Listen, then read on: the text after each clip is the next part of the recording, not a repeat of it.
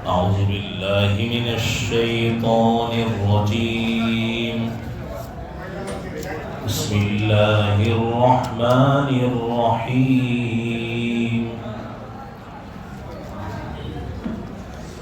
الذين يؤمنون بالغيب.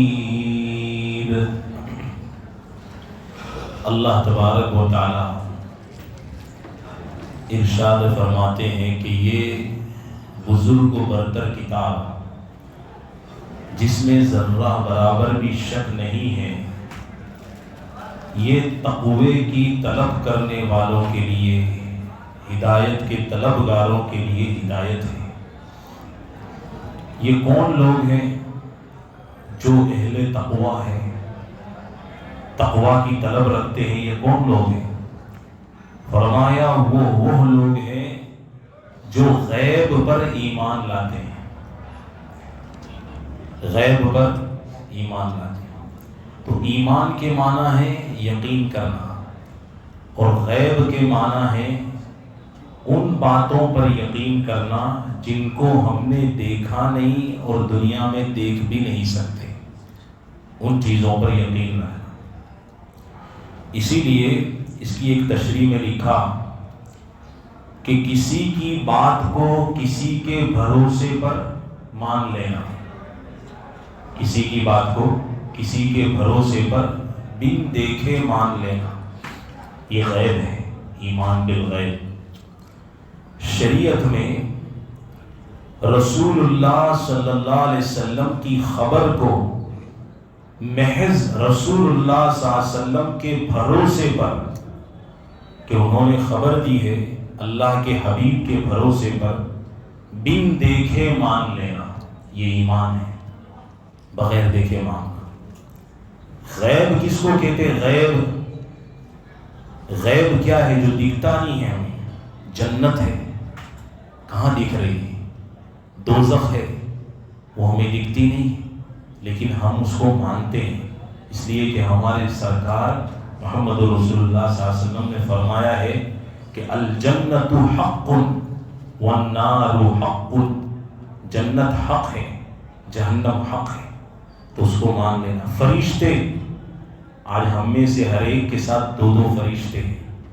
حدیث میں آیا کہ دین کی، علم کی مجلس لگتی ہے تو وہاں پر فرشتے ہوتے ہیں، باقاعدہ فرشتے آ کے بیٹھتے، تو ہماری مجلس میں بھی یہاں جگہ جگہ فرشتے بیٹھے ہوئے ہیں۔ اس پر ہمارا ایمان ہے، یہ حق ہے۔ پل صراط تلوار سے تیز اور بال سے باریک، یہ بوڑھے ہم کو کہتے آئے، ہمارے بوڑھے، کہ اتنا پل صراط ایسا راستہ ہے، یہ بھی حق ہے۔ اور آگے فرمایا کہ میدان محشر، یہ بھی کیا ہے؟ حق ہے۔ اب سوچنے کی بات ہے کہ وہ لوگ جو غیب پر ایمان رکھتے ہیں، غیب کو مانتے ہیں۔ اب دیکھیے، جو ایمان اور تصدیق اپنے اختیار سے اور اپنی مرضی سے ہم حاصل کریں وہ شریعت میں معتبر ہے۔ جو ایمان اور تصدیق اپنی مرضی سے، کسی کے فورس سے نہیں، مجبور ہو کے نہیں، ہم اپنی مرضی سے، اختیار سے حاصل کریں، یہ تو تصدیق ہے، ایمان ہے۔ اب اس کو سمجھو، ایک شخص ہے وہ ایمان لاتا ہی نہیں، وہ ایمان نہیں لا رہا ہے، مگر مرتے وقت قریب موت آ رہی ہے اور اس کو فرشتے دکھ رہے ہیں۔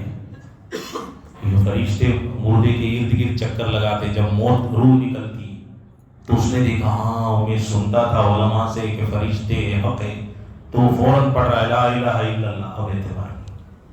اب اعتبار کیونکہ اب اضطرار ہو جائے گا، مجبور ہو کے، فرشتوں کو دیکھ لیا تھا، وہ مجبور ہو گیا کہ جب فرشتے دکھ رہے ہیں تو آگے چل کے مجھے قبر کا عذاب بھی دکھے گا، پھر آگے چل کے جہنم کی سزا دکھے گی، سب حق ہے، سب اس کے دماغ میں سب کلین ہوتا جائے گا، رائٹ رائٹ رائٹ۔ مگر اللہ فرماتے اب نہیں، اب تو دکھ گئے، اب یہ مجبوری میں ایمان لا رہا ہے، اس لیے یہ معتبر نہیں۔ اس لیے یہ جو کفار مکہ ہے، یہ نبی پاک صلی اللہ علیہ وسلم کو حیران کیا کرتے تھے کہ یہ آپ نے کیا چیزیں ہمیں دے رکھی ہے، جنت ہے، جہنم، پل صراط، میدان محشر، فرشتے، یعنی یہ ہم کو سمجھ میں نہیں آتا ہے، اس پر آپ ایمان لانے کو بولتے ہیں۔ پھر وہ ڈیمانڈ کرتے تھے کہ اگر آپ کی بات صحیح ہے تو اللہ کو کہو کہ وہ ان کے فرشتوں کو ہمارے سامنے بھیجے کہ ہم دیکھیں، اور وہ ہمارے سامنے گواہی دے، کیا دے، ہمارے سامنے گواہی دے کہ یہ حضرت محمد مصطفیٰ صلی اللہ علیہ وسلم ہیں جو اللہ کے بندے اور آخری رسول ہیں، تو ہم کیا ہے ایمان لانے کو تیار ہیں۔ یہ اس بات کو کہہ رہے ہیں۔ نبی پاک صلی اللہ علیہ وسلم نے فرمایا، ارے مورخوں، تمہیں کوئی عقل بھی ہے کہ نہیں؟ اس سے پہلے بھی بڑی بڑی قومیں گزری، وہ بھی اسی طرح کہا کرتی تھی۔ جب دیکھ لیں گے تو پھر ایمان کا کیا مطلب ہے؟ ایمان اس کو تھوڑی نہیں دیکھے تو۔ اب دیکھو ہم میں سے کتنے لوگ ہیں انہوں نے امریکہ نہیں دیکھا ہے، دیکھا ہے لنڈن نہیں دیکھا ہے، کتنے لوگ ایسے ہیں اس کو دیکھا ہی نہیں۔ کتنے آئی لینڈ ہے، آئس لینڈ ہے، وہ تو خال میرے خیال سے کوئی گیا بھی نہیں، مگر سب مانتے ہیں کہ امریکہ موجود ہے، لنڈن موجود ہے، عمان موجود ہے۔ مانتے کہ نہیں مانتے؟ بالکل پکا یقین ہے۔ تو جنت بھی موجود ہے، جہنم بھی موجود ہے، پل صراط، میدان محشر، ہر چیز موجود ہے، عذاب قبر، راحت قبر، ہر چیز موجود ہے، اس کو مان لو۔ مگر کفار مکہ مان لیں، ضد جو ہے، ضد کا کوئی علاج نہیں۔ پھر بھی نبی کریم صلی اللہ علیہ وسلم نے ان کی ضد کے آگے اللہ کے نبی ضدی نہیں بنے، ان کو سمجھاتے رہے، یہاں تک کہ لکھا ہے حدیث میں کہ جو قوم منہ مانگے معجزات کا مطالبہ کرے کہ نبی یہ کر کے بتا دو، یہ کر کے بتا دو، جیسے حضرت صالح علیہ السلام سے کیا مطالبہ کیا تھا کہ پہاڑ کی چٹان میں سے دودھ دینے والی اونٹنی نکال کے تم بتاؤ۔ اب اللہ کی قدرت اور نیچر یہ ہے کہ انسان سے انسان پیدا ہوتا ہے، اونٹنی سے بچے پیدا ہوتے ہیں، یہ اسی طرح چلتا ہے دنیا کا سسٹم۔ اور پتھر میں سے اونٹنی کیسے پیدا ہو؟ مگر انہوں نے ضد کری، تو وہاں پہ یہی شرط رکھی حضرت صالح علیہ السلام نے کہ ایمان لے آؤ گے؟ نہیں کہ ہاں لے آئیں گے۔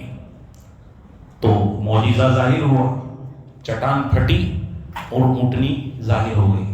اب اس کا خوراک بھی چٹان جیسا تھا، پانی بھی چٹان جیسا پیتی تھی وہ۔ تو حضرت صالح علیہ السلام نے فرمایا کہ دیکھو وہ چیز پیدا ہو گئی ہے، وہ ہو گئی، آپ نے بھی دیکھ لیا۔ اب جب پانی پینے کی باری آوے تو اس کے ٹائم پہ اور کوئی پانی نہیں پیے گی، وہ سب سے زیادہ پانی پیتی تھی۔ اللہ کی طرف سے اللہ کی قدرت کا ایک معجزہ تھا۔ اور جب دوسرا دن آوے تو وہ نہیں پیے گی، تم لوگ کی اٹھنیاں والی پھرتی پانی پی۔ ان لوگوں نے سب سے پہلے تو حضرت صالح علیہ السلام کو جادوگر کہا۔ کیا کہا؟ تہمت لگائی کہ یہ جادوگر ہے، یہ جھوٹا ہے، ساحر ہے، کذاب ہے، انکار کر دیا۔ اور ستم بالا ہے، ستم یہ ہے کہ جو اونٹنی پیدا ہو کر آئی تھی اس کے کوچے کاٹ ڈالے، پاؤں، یہ انہوں نے حرکتیں کری۔ تو میں نے کہا نا کہ جب منہ مانگے معجزات کا انکار کر دے تو اللہ کا عذاب نازل ہوتا ہے۔ فوراً ان پر عذاب خداوندی نازل ہوا، پوری قوم کو اللہ نے تباہ کر دیا۔ تو یہ کفار قریش بھی نبی کریم صلی اللہ علیہ وسلم کے پاس آئے اور آ کر کہنے لگے، یا رسول اللہ، یہ کوہ صفا جو ہے، صفا کا پہاڑ، اس کو آپ سونے کا بنا دو، معجزہ دکھاؤ تو ہم ایمان لے آئیں گے۔ تو نبی پاک صلی اللہ علیہ وسلم نے ان کو بھی یہی بات بیان فرمائی کہ دیکھو پچھلے پیغمبروں کے ساتھ ایسا ہو چکا ہے، آپ کو پتہ بھی ہے۔ تو میں اللہ سے بولوں گا، اللہ پورے پہاڑ کو سونا بنا دے، اس میں کوئی شک نہیں۔ مگر میں آپ سے یہ کہہ رہا ہوں کہ وہ پورا پہاڑ سونا بن گیا، مگر آپ کا ایمان سونا نہیں بنا، آپ ایمان نہیں لائے، تو اللہ تم کو حنیف سے لے کر یا تک سب کو ہلاک کر دے گا۔ تو پھر یہ کفار قریش سمجھ گئے کہ ایسا ہوا ہے، سارے کھنڈرات موجود ہیں پچھلی قوموں کے عذاب کے۔ تو اللہ کے حبیب سے کہنے لگے یہ بات رہنے دو نا، یہ سب مت کرو، اب ابھی ہمارا یہ رول چلا دے. تو ڈر لگی کہ اس میں کیا ہوئے گا، ہلاکت ہو جائے گی. تو الذین یؤمنون بالغیب، جو غیب کے اوپر ایمان لاتے ہیں. اب غیب کے اوپر ایمان لانے والے کون ہیں؟ کون غیب کے اوپر ایمان لائے؟ فضائل اعمال میں، فضائل اعمال پڑھتے نا، اس میں صحابہ کے ایمانی واقعات کو ذکر فرمایا کہ انہوں نے غیب کے اوپر کیسے ایمان لا کے دکھایا. یہ تو نہیں ماننے والے تو نہیں مانے. دیکھو ہر دور میں ماننے والے بہت کم ہوتے ہیں، سمجھنے والے بہت کم ہوتے ہیں. مومنوں میں بھی تفسیر میں بیٹھنے والے بہت کم ہیں سمجھنے کے لیے. تو ہر جگہ چھٹائی ہے، انتخاب. اور جو چیز کم ہوتی ہے وہ بڑی مہنگی ہوتی ہے. آپ کو معلوم، جو کم ہوتی ہے وہ بڑی مہنگی ہوتی ہے. حضرت ابو ذر غفاری رضی اللہ تعالیٰ عنہ یہ مشہور صحابی ہیں، اور بعد میں بڑے تاریک الدنیا صحابہ میں سے یہ ہوئے. تاریک الدنیا سمجھتے، دنیا چھوڑ دینے والے. اور ان کے بارے میں بہت سی باتوں میں وضاحت بھی کر چکا. حضرت علی کرم اللہ وجہہ کا ارشاد ہے کہ ابو ذر ایسے علم کو حاصل کیے ہوئے ہیں جس سے لوگ عاجز ہیں. ایسا علم اللہ نے ان کو دیا ہے، مگر انہوں نے اس علم کو محفوظ رکھا. حضرت ابو ذر غفاری نے جب ان کو حضور اقدس صلی اللہ علیہ وسلم کی نبوت کی سب سے پہلے خبر پہنچی کہ مکہ مکرمہ میں ایک شخص ہے، بچہ ہے، بالغ ہے اور 25 سال عمر ہے، اور اس نے نبوت کا دعویٰ کیا ہے، نبی ہے. تو خبر پہنچی تو انہوں نے اپنے بھائی کو حالات کی تحقیق کے واسطے بھیجا، ذرا جا کے دیکھو گے کچھ صحیح غلط کیا ہے کہ یہ دعویٰ کرتا ہے کہ میرے پاس وحی آتی ہے، آسمان کی خبریں آتی ہے، تو اس کے حالات کو معلوم کرو، غور سے سنو. وہ مکہ مکرمہ آئے اور نبی پاک صلی اللہ علیہ وسلم کے حالات معلوم کر کے پھر اپنے بھائی کے پاس گئے اور کہا میں نے ان کی اچھی عادتیں دیکھی اور ان کو اچھے اخلاق کا حکم کرتے ہوئے دیکھا، اور ایک ایسا کلام سنا ان کی زبان سے جو شعر نہیں ہے، پنڈتوں اور تعویذ بنانے والوں کا تعویذ نہیں ہے، وہ اللہ کا کلام ہے. چنانچہ کہتے ہیں کہ وہ حضور صلی اللہ علیہ وسلم کو پہچانتے بھی نہیں تھے، اور کسی سے پوچھنا مصلحت کے خلاف سمجھا انہوں نے. تو شام تک حضرت ابو ذر غفاری رضی اللہ تعالیٰ عنہ اسی حالت میں رہے. ابھی اللہ کے حبیب کو پہچانتے نہیں، مگر حضرت علی کے کانٹیکٹ میں تھے. تو حضرت علی کرم اللہ وجہہ نے 3 دن تک ان کی مہمانی کری. کتنے دن تک؟ معلوم ہوا کہ دیکھو ابھی تو اسلام نیا نیا ہے، مگر عرب میں مہمان نوازی کا اتنا معمول تھا. ابھی اسلام میں تو بعد میں مہمان نوازی 3 تک ہوتی ہے، یہ ہے وہ، مگر یہ پہلے سے کرتے آئے تھے. اور ہمارے پاس تو ایمان اسلام آ گیا، مگر ہم مہمان نوازی کا نام بھی نہیں لیتے. چائے پلا کے پھٹ کر دیتے. یہ تو شکر ہے چائے بھی پلا دیتے. میں نے تو ایسی بھی حالتیں دیکھی، باہر کیوں اپنے گھر کی خبر لے لے، اپنے گھرانوں کے رشتہ داروں کہ بیچارے کو پانی کا بھی بھاؤ کچھ آنا، ذرا پانی پلائیے نا بڑی آپا، تو وہ بھی نہیں. مگر اب سدھر رہے، علماء پیدا ہوتے ہیں پھر دھیرے اصلاح. تو کھلانے میں نے حضرت شیخ الاسلام حضرت مولانا حسین احمد مدنی رحمۃ اللہ علیہ دارالعلوم دیوبند میں نے میرے استاد مولانا ارشد مدنی، میں نے ان کے یہاں دیکھا کہ مہمان آوے تو ان کو بہت خوشی ہوئے کہ یہ میرا مہمان ہے. باقاعدہ گھر کے ٹھکانے نہیں ہوئے لیکن مہمان خانہ تیار ہے. خود کی روٹی مل رہی کہ نہیں مل رہی، لیکن مہمان کو پہلے گوشت روٹی کھاؤ گے سامنے سے کہ اچھا ہاں یہ کھاؤ، فوراً تپیلے تیار ہو کر پہنچ جا رہے. گھر کی حالت کوئی کو نہیں، میرے کو معلوم گھر کی کیا حالت، مگر وہاں مہمان کھا رہا ہے. دیکھو اللہ تعالیٰ اس کی وجہ سے عزتیں دیتا ہے، رحمتیں دیتا ہے، برکتیں محبتیں دیتا ہے، حکومتوں تک اللہ محبتیں ڈالتا ہے. تو یہ مہمان نوازی اتنی عمدہ ہے. تو بہرحال انہوں نے میزبانی فرمائی. پھر اس کے بعد حضرت ابو ذر غفاری رضی اللہ تعالیٰ عنہ نے 3 دن کے بعد حضرت علی نے پوچھا بھائی تم کون ہو، کیوں آئے ہو، چپی تو توڑو مجھے سمجھ میں آئے۔ حضرت ابو ذر فرماتے میں مسلمان ہونے آیا ہوں۔ اچھا تو بولتے کیوں نہیں؟ یہاں تو بہت قاعدے قانون بہت کڑک ہے، یہاں پکڑتے تو ڈشم ڈشم چالو ہو جاتا ہے، اس لیے میں خاموش ہوں۔ اچھا یہ ہے تو ٹھیک ہے، میں نبی پاک صلی اللہ علیہ وسلم کو آپ کی خبر پہنچا دیتا ہوں۔ تو نبی کریم صلی اللہ علیہ وسلم تک خبر پہنچی تو پیچھے پیچھے حضرت علی کے پیچھے پیچھے حضور اکرم صلی اللہ علیہ وسلم کی خدمت میں پہنچے، وہاں جا کر بات چیت ہوئی اور اسی وقت مسلمان ہو گئے، اسی وقت۔ اور حضور اقدس صلی اللہ علیہ وسلم نے ان کو تکلیف نہیں پہنچے۔ دیکھو اللہ کے حبیب خود مار کھا رہے ہیں، اونٹ کی اوجڑیاں ان پر رکھ دیتے تو بیٹی فاطمہ چھوٹی جان باپ کے اوپر سے اوجڑی ہٹاتی، وہ سب واقعات آئے۔ اللہ کے حبیب نے یوں کہ چلو ہم تو تکلیف میں ہیں، اس بیچارے کو تکلیف نہ پہنچے۔ یہ غفاری خاندان سے تعلق رکھتے تھے، تو کیا فرمایا؟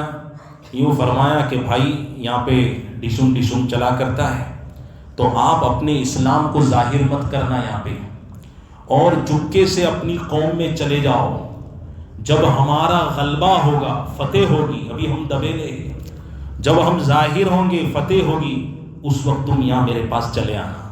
دیکھو یہ محبت ہے اسلام سے۔ چنانچہ انہوں نے عرض کیا رسول اللہ، اس ذات کی قسم جس کے قبضے میں میری جان ہے کہ اس کلمہ توحید کو ان بے ایمانوں کے بیچ میں چلا چلا کر پڑھوں گا۔ کیا پڑھوں؟ چلا چلا کر پڑھوں گا۔ چنانچہ اچھا اللہ کے حبیب نے تو حکمت ظاہر فرمائی، احتیاط، مگر یہ حضرت ابو ذر غفاری ہوئے، حضرت عمر جو بہادر بہت تھے۔ دیکھو یہ سب کی طبیعت میں ہوتا ہے۔ ہمارے خود میں بھی بیٹھنے والوں میں دیکھو، جیسے میں حکمت ظاہر کرتا ہوں مگر سامنے والا آدمی کو دیکھتے ہیں تو اتنا بنداز ہے کہ ڈرتا ہی نہیں کوئی سے، کیا ہے دیکھ لیں گے۔ اس صحابہ میں بھی یہ جذبات تھے، تو انہوں نے کہا چلا چلا کر ظاہر کروں گا۔ پھر کیا کرا انہوں نے؟ سیدھے مسجد حرام میں گئے جو کافروں کا گھر تھا، اور وہاں جا کر اونچی آواز سے بولے، کیا بولے؟ اشہد ان لا الہ الا اللہ واشہد ان محمد رسول اللہ۔ تو چاروں طرف سے کفار اٹھے اور اس قدر مارا مارا مارا کہ زخمی کر دیا اور مرنے کے قریب ہو گئے، موت کے قریب ہو گئے۔ تو حضور صلی اللہ علیہ وسلم کے جو چاچا تھے حضرت عباس رضی اللہ تعالیٰ عنہ، اس وقت مسلمان نہیں ہوئے تھے، سمجھے، وہ ان کو بچانے کے لیے لیٹ گئے، ان کے اوپر لیٹ گئے اور لوگوں سے کہا کہ کائے کو ظلم کرتے ہو؟ یہ شخص جو ہے قبیلہ غفار کا ہے۔ کہاں کا ہے؟ قبیلہ غفار کا۔ اس کے لیے کہتے ہیں کہ ایسی جگہ یہ زمین خریدو، کیا کہتے ہیں؟ زمین خریدو، پراپرٹی خرید کے رکھو، اس سے اسلام کی مدد کرنے میں بہت فائدہ ہوتا ہے۔ ابھی دیکھیے بات آئے گی تو۔ اور یہ قبیلہ غفار سیریا کے راستے میں پڑتا ہے۔ کہاں پڑتا ہے؟ سیریا کے راستے میں۔ کون؟ حضرت عباس، بہت مفسر قرآن ہے حضرت عباس، تو ان کو لوجیکلی سمجھاتے ہیں کہ یوں میں بولوں گا تو یہ سمجھے کہ نہیں، دماغ میں اترے گا نہیں، یہ مال ہے نا، سب سمجھا دیتا ہے، سمجھیں گے؟ تو کہ یہ کیا ہے، یہ سیریا کے راستے میں پڑتا ہے، اور تم بزنس کرتے ہو، اتنا سارا پروڈکٹ لے کر کے آتے ہو، وہ سب سیریا کے راستے سے لاتی ہے۔ غفار بیچ میں پڑتا ہے۔ تو اب سمجھ آئی؟ تو ان لوگ فوراً ان کے کیا ہے، بال کھڑے ہو گئے، رہے یعنی اس کو مارا تو اس کے لوگ کیا کریں گے؟ ڈنڈے پھٹ کے لے کے بیٹھ جائیں گے، اب تم لوگ آؤ۔ تو یہ مگج ماری کا گھر ہے۔ تو کہہ رہے ہیں کہ اگر یہ مر گیا تو شام سے آنے جانے کا راستہ بند ہو جائے گا۔ جیسے ابھی کیا چل رہی ہے، ایران وغیرہ کی چل رہی ہے، تو بھی کتنی تکلیف ہے، سلنڈر کے باٹلے کی لائنیں لگ رہی ہے، افواہیں کہ کروڈ آئل پیٹرول بہت مہنگا ہونے جا رہا، 500 کا، تو لائنیں لگ رہی ہے، یہ سب فائدے اس کے۔ تو انہوں نے سمجھایا کہ دھیان رکھیو۔ تو اس پر کفار مکہ کو یہ خیال ہوا کہ ہماری ساری ضرورتیں سیریا سے پوری ہوتی ہے، یہاں تو خالی کیا ہے، پہاڑی پہاڑے کالے کالے، اور وہاں کا راستہ بند ہو گیا تو بڑی مصیبت کھڑی ہو جائے گی۔ تو وہ جو تھوڑی جو جان بچی تھی وہیں چھوڑ دیا، بھائی چھوڑ دو، تو ان کو جان بچ گئی۔ دوسرے دن پھر اسی طرح وہ واپس آئے، ان کی بھی ہمت کھل گئی کہ اب تو ان کو مطلب لگ گیا ہے، تو پھر سے آ کے زور سے کلمہ پڑھا اور لوگ اس کلمے کی سننے کو برداشت نہیں کر سکے. یعنی وہ جو کفار و قریش تھے ان کو برداشت نہیں ہوا کہ یہ پھر سے کلمے کی دعوت دینے آ گئے. کل تو مارا مگر آج مارنے کی ہمت نہیں ہے کیونکہ مال کا مسئلہ آ گیا. چنانچہ اس لیے ان پر ٹوٹ پڑے. دوسرے دن بھی حضرت عباس نے ان کو اس طرح سمجھا کر ہٹایا کہ تمہاری تجارت کا رستہ کیا ہے بند ہو جائے گا. پھر سے وہ ہٹ گئے. تو دیکھو یہ لوگ کلمہ ایمان لاتے تھے. الذین یؤمنون بالغیب ہے. یہ کیا ہے؟ ایمان بالغیب ہے. ایک دوسرا حضرت خباب ابن الارت رضی اللہ عنہ ہے. یہ بھی مبارک ہستیوں میں سے. ان کو ایمان لانے کی سزا یہ ملتی تھی کہ یہ غلام تھے. تو یہ جب ایمان لے آئے تو آقا پوچھتا ہے میری اجازت لی ایمان لانے کے لیے. اب ایمان ایسی چیز ہے وہ کوئی بندے کی اجازت نہیں مانگتا, ایک دل کا معاملہ ہے. تو وہ کیا کرتا تھا, وہ انگارے آتے نا اس کے اوپر لٹا دیتا تھا, انگارے پر لٹا دیتا تھا اور لمبے ٹائم تک لٹا کے رکھتا تھا. اب آدمی رو رہا ہے, آنکھوں میں سے خون نکل رہا ہے, سمجھے کہ نہیں. ہٹلر سے بڑے قصائی تھے وہ لوگ, آپ سمجھ رہے ہو.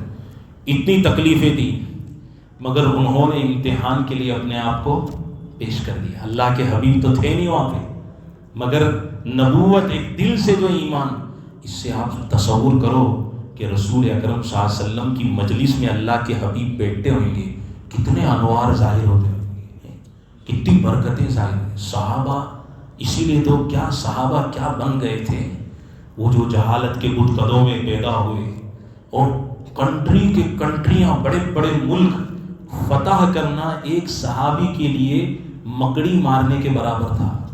آپ تصور کرو کیسا ایمان بنایا ہو. تو کہتے ہیں کہ تو اللہ کے راستے میں سخت سے سخت تکلیفیں برداشت کی. 5-6 آدمیوں کے بعد مسلمان ہوئے. بہت زمانے تک تکلیفیں اٹھائی. لوہے کی زرہ پہنا کر ان کو دھوپ میں ڈال دیا جاتا تھا. دیکھو لوہے کی زرہ جس سے گرمی اور تپش کی وجہ سے پسینوں پر پسینے بہتے رہتے تھے. اکثر اوقات بالکل سیدھا گرم ریت پر لٹا دیا جاتا. کمر کا گوشت گل گل کر گر جاتا تھا. ہمارے یہاں تو جو بوٹی ہم کھاتے ہیں وہ گل جاوے سیروے کے اندر تو عورت پر گھوما مارتے ہیں ہم لوگ کہ اتنی سب گلا ڈالی. اور یہاں تو دیکھو جسم کی بوٹیاں گلا رہے ہیں اللہ کے کلمے کے لیے. آپ تصور کرو. تو یہ ایک عورت کے غلام تھے, اس کو خبر پہنچی کہ یہ حضور اقدس صلی اللہ علیہ وسلم سے ملتے ہیں. تو اس کی سزا میں لوہے کو گرم کر کے ان کے سر کو سین داغتی تھی. سیر کے اوپر لوہے کی سلاخیں رکھتی تھی. حضرت عمر رضی اللہ تعالیٰ عنہ نے ایک مرتبہ اپنے زمانے خلافت میں حضرت خباب سے ان کی تکالیف کی تفصیل پوچھی. حضرت عمر جو ہے تھوڑا لیٹ اسلام لائے تو ان کو اتنا آئیڈیا نہیں ہوگا کہ ان کو اتنی تکلیفیں ہوئے گی. جیسے ہم لوگ یہاں ابھی آمبا واڑی میں ہیں تو نانپورے میں کیا ہو رہے ہے کس کو خبر ہے, ریشم واڑ میں کیا ہو رہے ہے, مرادوان میں کیا ہو رہے ہے, جھاپا بازار میں بھی کیا چل رہے ہیں, کسی کو خبر نہیں ہے. تو حضرت عمر فاروق رضی اللہ تعالیٰ عنہ نے یہ سب تفصیلات پوچھی. تو کہتے ہیں انہوں نے عرض کیا کہ میری کمر دیکھ لو, میں زبان سے کچھ نہیں بولتا ہوں. کیا دیکھ لو؟ میری کمر دیکھ لو. حضرت عمر رضی اللہ تعالیٰ عنہ نے کمر دیکھ کر فرمایا یا اللہ ایسی کمر تو میں نے آج تک کسی کی نہیں دیکھی. کیا مطلب؟ خالی ہڈیاں تھیں, ریڑھ کی ہڈی پہ خالی جسم, مطلب گوشت تھا ہی نہیں. انہوں نے عرض کیا کہ عمر مجھے آگ کے انگاروں کے اوپر لٹایا جاتا تھا. کیا فرماتے؟ مجھے آگ کے انگاروں کے اوپر لٹایا جاتا تھا. کہتے ہیں اور پھر مجھے اس پر گھسیٹا جاتا تھا. میری کمر کی چربی اور خون سے آگ بجھ جاتی تھی, پانی سے بھی نہیں بجھتی تھی. ان حالات کے باوجود جب اسلام کو ترقی ہوئی, فتوحات کا دروازہ کھلا, تو وہ حضرت عمر اس بات پر رویا کیونکہ حضرت عمر نے ان کے یہاں جب مال غنیمت آتا تھا تو وہ ان صحابہ کو دیکھتے تھے جن کی قربانیاں بہت رہی تھیں, تو ان کو مال بہت کھلاتے تھے. حضرت عمر رضی اللہ جب خلیفہ بنے ہیں بہت سے صحابہ اعتراض بھی کرتے تھے کہ تم وہ بلال کو بہت پیسے دیتے, اس کو بہت پیسے دیتے. تو حضرت عمر کی کہتے تھے بتاؤ بلال جیسی تکلیفیں تم نے اٹھائی؟ نہیں اٹھائی. تمہیں مال ان کو زیادہ دیتا ہوں. ان کا بچہ بھی زندہ ہوتا تھا، وہ انتقال کر گئے تو اس بچے کو بہت پنا پنا کے مال دیتے تھے. یہ ان کے حضرت عمر کا انصاف تھا. تو حضرت عمر رضی اللہ تعالیٰ عنہ رویا کرتے تھے اور کہتے تھے کہ کاش کہ ہماری ان تکالیف کا بدلہ اللہ تو ہمیں دنیا میں مت دینا، آخرت میں دینا. اتنی تکلیفیں اٹھائی نے، اس کے بدلے میں کوئی ہم کو کیا ہے سونا دے دے ہوئے، پیسے دے دے ہوئے ہم کو نہیں چاہیے. اے اللہ اس کا بدلہ تو ہم کو آخرت میں دینا. ہمارے حفاظ نے جو قرآن سنا ہے، یہاں میں تفسیر کرتا ہوں، بھائی میرے کو اس کا بدلہ کوئی پیسے میں پرویٹ یہ میں ہم کو نہیں چاہیے، ہمارے حفاظ کو بھی نہیں چاہیے. اے اللہ اتنا خون جگر پیش کر کے ہمارے حفاظ ہے، تفسیر ہے، یہ ہم پیش کرتے ہیں، اس کا بدلہ ہم کو پیسوں کی شکل میں مل جائے نہیں. اے اللہ اس کا بدلہ تو ہمیں آخرت میں. اور جو اس میں معاونت کرتے، اے اللہ تو ان کو بھی اس کا بدلہ کہاں دینا؟ آخرت میں جھولی بھر. وہاں ضرورت ہے، یہاں تو دنیا گزر جائے گی، دیکھو کیسے ویسے بھی گزر گئی نا، گزر جائے. اور مرنے کے بعد مالدار اور غریب دونوں کی کھوپڑی برابر ہو جاتی ہے، سب برابر ہو جاتا ہے. وہاں اصل ہے تو اللہ وہاں پہ بدلا دینا.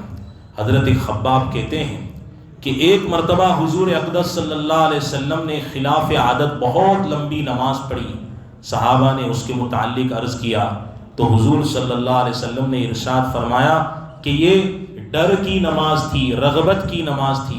میں نے اس میں اللہ تعالیٰ سے 3 دعائیں کی تھی. کتنی دعائیں؟ 3 دعا. پہلی دعا ان میں سے 2 قبول ہوئی. ایک کا انکار فرمایا. میں نے پہلی دعا یہ کی تھی، میری ساری امت کو اے اللہ بھوک مری سے ختم مت کریو. کس سے؟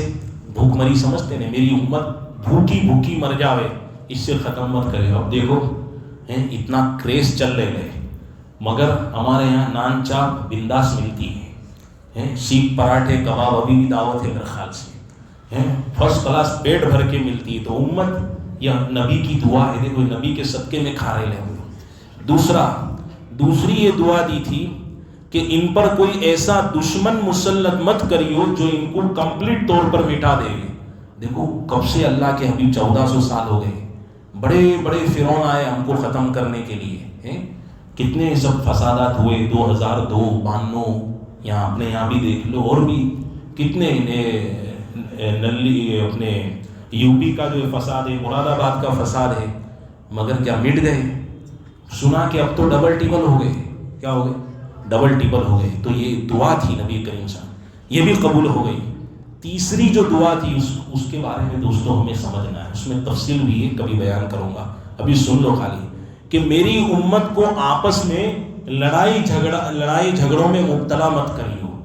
اللہ نے فرمایا نہیں، یہ نہیں ہوئے گا. یہ اس لیے ہم لوگ سب سے زیادہ ایک دوسرے کے ساتھ لڑتے ہیں. یہ جو ہے نا، کاش کہ یہ بھی قبول ہو جاتی نہیں تو آج الحمدللہ ہم ایک دوسرے کو پپی دے رہے ہوتے، محبت کرے گا. سمجھ میں آئے مطلب محبت کرے گا، تو اس کا بھی کوئی بتنگڑ مت بنائی ہو. تو حضرت خباب رضی اللہ تعالیٰ عنہ کا انتقال 37 ہجری میں ہوا. کتنی؟ سن 37 ہجری میں. اور کوفہ یہ عراق کا ایریا ہے، یہاں بھی سب سے زیادہ پیٹرول ہے. یہ زمین بہت مقدس ہے. کس کے لیے؟ مال والوں کے لیے. ایک کلاڑی مار دو پیٹرول نکلتا ہے وہاں پہ. بتاؤ پیٹرول کتنا مہنگا ہے. تو کہہ رہے ہیں کہ کوفہ کے ایک موسٹ ایریے کے اندر یہ سب سے پہلے صحابی ہے جو وہاں دفن ہوئے. سب سے پہلے صحابی، یعنی عراق کی سرزمین پر سب سے پہلے صحابی جو دفن ہوئے ان کا نام حضرت خباب بن عرب رضی اللہ عنہ، جنہوں نے اسلام کے خاطر اتنی تکلیف. ان کے انتقال کے بعد حضرت علی کوفہ میں، خلافت کا مسئلہ تھا، کوفہ میں رہتے تھے. مجھے کوفہ والوں مسافر نہ سمجھو، میں آیا نہیں ہوں بلایا گیا. اب تو کوئی نظم پڑھتا ہی نہیں ہے، سب نئی نظم آئی ہے، ٹھین ٹھین ٹھین ٹھین چلا کر کے سمجھ نہیں پڑتی. یہ بہت بہترین نظم ہے. تو حضرت علی کرم اللہ وجہہ کا گزر ان کی قبر پر ہوا تو حضرت علی نے ارشاد فرمایا، اے اللہ خباب پر رحم فرما دیجیے. کیا دعا دی؟ اے اللہ خباب پر رحم فرما، یہ اپنی دلچسپی سے مسلمان ہوا، انہوں نے خوشی سے ہجرت کی، جہاد میں زندگی گزار دی، مصیبتاں برداشت کرتے کرتے اپنی زندگی پوری کری. مبارک ہے وہ شخص جو قیامت کو یاد رکھے، حساب کتاب کی تیاری کرے، گزارے جتنا مال ہو اس پر قناعت کرے اور اپنے اللہ کو راضی کرتا رہے۔ یہ وہ لوگ تھے یؤمنون بالغیب۔ اللہ تعالی ہمیں اس پر عمل کی توفیق عطا فرمائے۔ وآخر دعوانا الحمدللہ۔ آج دعا نہیں ہوگی، مسلسل دعا ہو رہی ہے۔